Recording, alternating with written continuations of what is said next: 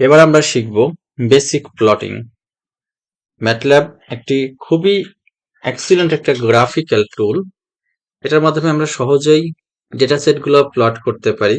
বিভিন্ন টাইপের প্লট আমরা ম্যাটল্যাবে সহজেই করতে পারি।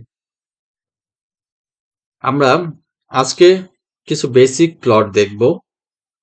একটা সিম্পল প্লট যেটা এক্স এর রেসপেক্টে ওয়াই এর মানগুলো প্লট করা। এটা ইন জেনারেল তাহলে আমাদের এক্স এর একটা মান লাগবে। এক্স এর মান যদি আমরা দিয়ে দেই 1 2 3 4 5, এক্স এর মান আমরা নিয়ে নিলাম। ওয়াই এর ভেরিয়েবলে আমাদের এখানে ভেক্টর যেটা আসলে নিচ্ছি, অনেকগুলো ডেটা ভেক্টর আকারে আছে, ভেক্টর ম্যাট্রিক্স।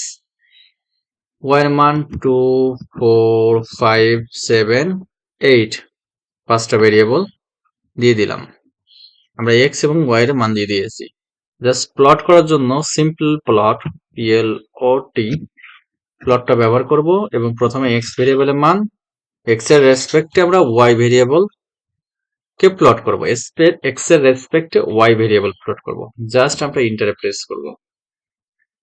ইন্টারে প্রেস করলে আমাদের প্লটটা চলে এসেছে। এবার আমাদের প্লটে আমাদের পাঁচটা মান চলে এসেছে, 1 2 3 4 5 এর পাঁচটা পয়েন্টের রেসপেক্টে লাইন আকারে এসেছে।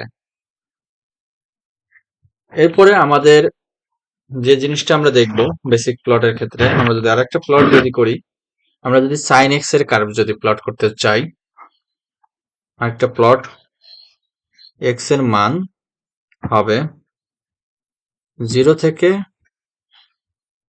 পাই বাই 10 ইন্টারভেলে, 2 পাই পর্যন্ত, 2 মাল্টিপ্লাই উইথ পাই। এরপর যদি ওয়াই এর মান হবে সাইন এক্স, তাহলে এক্স এবং ওয়াই এর মান আমরা রিপ্লেস করে দিলাম।